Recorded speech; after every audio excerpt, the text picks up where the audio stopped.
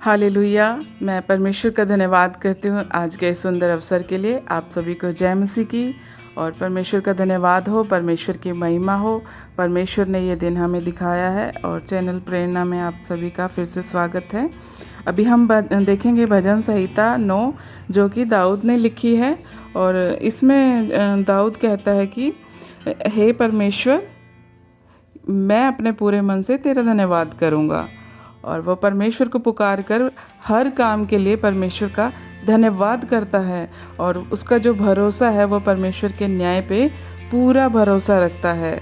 आइए हम पहली आयत देखेंगे कि लिखा है कि हे यहोवा परमेश्वर, मैं अपने पूर्ण मन से तेरा धन्यवाद करूँगा और मैं तेरे सब आश्चर्य कर्मों का वर्णन करूँगा। दाऊद यहाँ पर परमेश्वर को पुकार कर क्या कहता है कि हे मेरे परमेश्वर यहोवा, मैं अपने पूर्ण मन से, यानी पूरे मन से, आधे अधूरे मन से नहीं। वो क्या कहता है, मैं अपने पूरे मन से क्या करूँगा, तेरा धन्यवाद करूँगा। किसको धन्यवाद देता है वो दाऊद? परमेश्वर को। वो ये नहीं कहता कि मैंने गोलियत को मार दिया है, मेरे अंदर इतना पावर था। नहीं, वो किसको महिमा दे रहा है? वो परमेश्वर को महिमा दे रहा है और सिर्फ परमेश्वर को ही धन्यवाद जो है वो दे रहा है। धन्यवाद रूपी जो भेंट है वो किसको अर्पण करता है? सिर्फ और सिर्फ परमेश्वर को वो करता है। और दाऊद क्या कहता है कि हे परमेश्वर, तूने जितने भी काम मेरे जीवन में किए हैं, मैं सारे कामों का वर्णन करूँगा। है ना, कैसे कैसे परमेश्वर ने उसे बचाया, उन सारी बातों का वो वर्णन कर रहा है। कुछ लोग क्या करते हैं, परमेश्वर उनके जीवन में काम तो करता है पर वो अपनी गवाही को रोक लेते हैं, अपने तक ही बनाए रखते हैं, उसको दूसरे लोगों तक नहीं पहुंचाते हैं। इस बात की क्या गवाही देना, है ना, छोड़ो, कोई ज़्यादा बड़ी बात तो नहीं है, ये तो नॉर्मल सी बात है। अरे अगर परमेश्वर आपको उस समय रक्षा नहीं करते तो क्या आप कहीं यहाँ होते? शायद नहीं होते, इस दुनिया में आप नहीं होते। तो भी कभी भी आप परमेश्वर के आश्चर्य कर्मों को छुपाएं नहीं, है ना।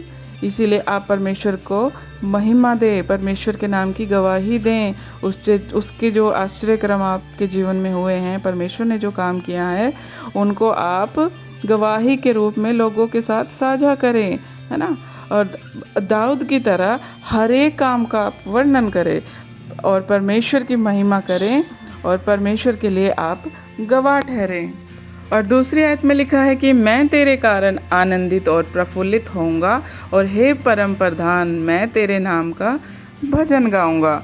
दाऊद कहता है कि मेरे आनंद का जो कारण है वो परमेश्वर यहोवा होगा। मैं हृदय से आनंदित होकर प्रफुल्लित होऊंगा और हे परम प्रधान, मैं तो तेरे नाम के भजन गाऊंगा। जब हम इस संसार में देखते हैं, दुनियावी आनंद का कारण क्या है? दुनियावी आनंद का कारण क्या है? पैसा, बड़ा घर, है ना, नशा, बड़ी नौकरी, गहने, सुंदर कपड़े, महंगे कपड़े, ब्रांडेड कपड़े। कोई लड़की के साथ आनंदित है ना, और कोई अपनी पत्नी को छोड़कर कहीं और ही आनंदित है, व्यभिचार में, है ना। ये सब तो पल भर का आनंद है प्रियो, और पल भर में ये सब कुछ छिन भी सकता है। और एक समय आएगा जब सबसे ये आनंद छिन भी जाएगा। और सच्चे परमेश्वर को जानो, सच्चे परमेश्वर के आनंद को समझो, है ना, उसको महसूस करो। परमेश्वर का आनंद जो है वो आपसे कोई भी कभी नहीं छीन सकता है। भजन संहिता 9:3 में लिखा है कि जब मेरे शत्रु पीछे हटते हैं तो वे तेरे सामने ठोकर खाकर नष्ट होते हैं। दाऊद कहता है कि जब मेरे शत्रु पीछे हटते हैं तो वो क्या होते हैं? परमेश्वर के सामने ठोकर खाकर नष्ट हो जाते हैं। जो हमें नष्ट करने के लिए आए हैं वो क्या होते हैं? वो खुद ही नष्ट हो जाते हैं, है ना। इसलिए हमें डरना नहीं है। ऐसे ही जब भी हम परमेश्वर में होकर प्रभु के बड़े हियाव के साथ हम जब उसका सामना करते हैं तो शत्रु क्या होता है? पीछे हटता है ना। पीछे होके वो शत्रु कौन है यहाँ पे? शत्रु यहाँ पे शैतान है। वो क्या हो जाता है? पीछे हो जाता है। और चौथे आयत में लिखा है कि क्योंकि तूने मेरा न्याय और मुकदमा चुकाया है, तूने सिंहासन पर विराजमान होकर धर्म से न्याय किया। दाऊद कहता है कि तूने मेरा न्याय किया है। प्रियो, परमेश्वर का जो न्याय है वो खरा न्याय है, वो पक्षपात नहीं करता, वो न्यायी परमेश्वर है। दाऊद कहता है तूने मेरा मुकद्दमा चुकाया है, तूने सिंहासन पर विराजमान होकर धर्म से न्याय किया। परमेश्वर का जो न्याय है वो सच्चा है और खरा है। और 5वें आयत में लिखा है कि तूने जाति जाति को झिड़का और दुष्ट को नष्ट किया है, तूने उसका नाम अनंत काल से मिटा दिया है। वचन में क्लियर लिखा है कि तूने जाति जाति को झिड़का।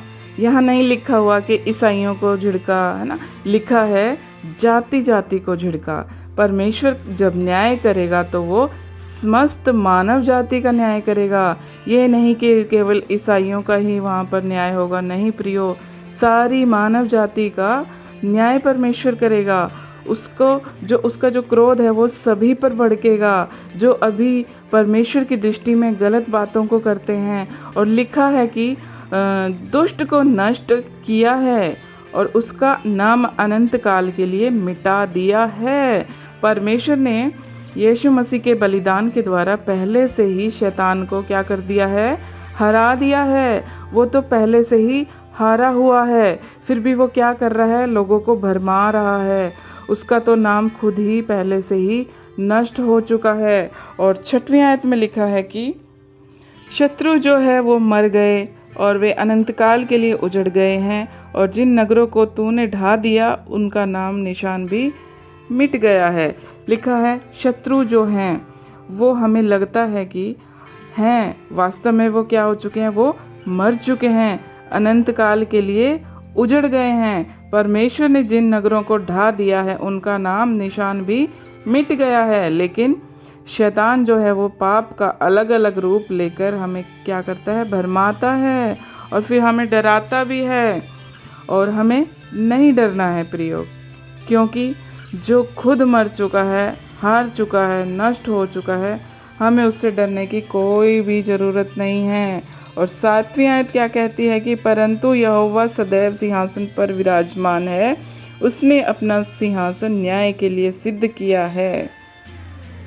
परंतु जो यहोवा परमेश्वर, जो अल्फ़ा और ओमेगा है, जो आदि और अंत है, जो हमेशा सिंहासन पर विराजमान है, हमें उसके हाथों में दीनता के साथ रहना चाहिए। उसने अपना जो सिंहासन है न्याय के लिए सिद्ध किया है। और 8वीं आयत कहती है कि वह आप ही जगत का न्याय धर्म से करेगा, वह देश देश के लोगों का मुकद्दमा जो है खराई से निपटाएगा। परमेश्वर स्वयं सारे जगत का न्याय धर्म से करेगा, देश देश के लोगों का मुकद्दमा खराई से निपटाएगा। हमें दिन भर में जो कुछ भी हम करते हैं, हमें परमेश्वर के भय में होकर करना चाहिए। परमेश्वर के न्याय के दिन हमें भी उस सिंहासन का सामना करना है। ये ना हो कि हमारी आंखें शर्म से झुक जाएं। हमें आनंद के साथ खड़े होना है ना। ऐसा हमारा चाल चलन होना चाहिए और ऐसा हमारा जीवन होना चाहिए। और 9 का 9 में लिखा है यहोवा पिसे हुओं के लिए ऊंचा गढ़ ठहरेगा, वह संकट के समय के लिए भी ऊंचा गढ़ ठहरेगा। जो लोग आज सताए जा रहे हैं, निंदा का पात्र बने हुए हैं, जिनका लोग हंसी ठट्ठा करते हैं, है ना, फिर भी वो लोग क्या कर रहे हैं, खराई के साथ परमेश्वर में जीवन जी रहे हैं। प्रियो, परमेश्वर उन्हीं लोगों के सामने आपको ऊंचा करेगा जो लोग आज आपका मजाक बनाते हैं, है ना। और परमेश्वर स्वयं आपका ऊंचा गढ़ ठहरेगा। जो आज आंसुओं के साथ बो रहे हैं, वो कटनी के साथ समय आनंद के साथ काटेंगे, सदा का आनंद जो उनसे कोई भी नहीं छीन सकता है।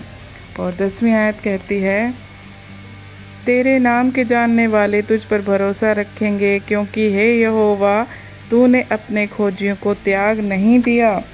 जो व्यक्ति परमेश्वर को खोज रहा है, परमेश्वर को जानना चाहता है ना, उसका जो भरोसा है वो परमेश्वर पर है। वचन कह रहा है कि हे यहोवा तूने अपने खोजियों को त्याग नहीं दिया। परमेश्वर को जानने वाले को परमेश्वर कभी नहीं छोड़ता है। खुद को उन पर प्रकट जरूर करता है। जब कोई उसे सच्चे मन से पुकारता है तो परमेश्वर कभी उसको अकेला नहीं छोड़ता है। प्रियो, आज हमने भजन संहिता 1 से लेकर 10 तक ही रिकॉर्ड किया है और नेक्स्ट वीडियो में हम देखेंगे भजन संहिता 9 का 11 से लेकर 20 आयत तक। और परमेश्वर इन वचनों के द्वारा आपको और आपके परिवार को बहुत बहुत आशीष दे। सभी को जय मसीह की। Hallelujah, praise the Lord.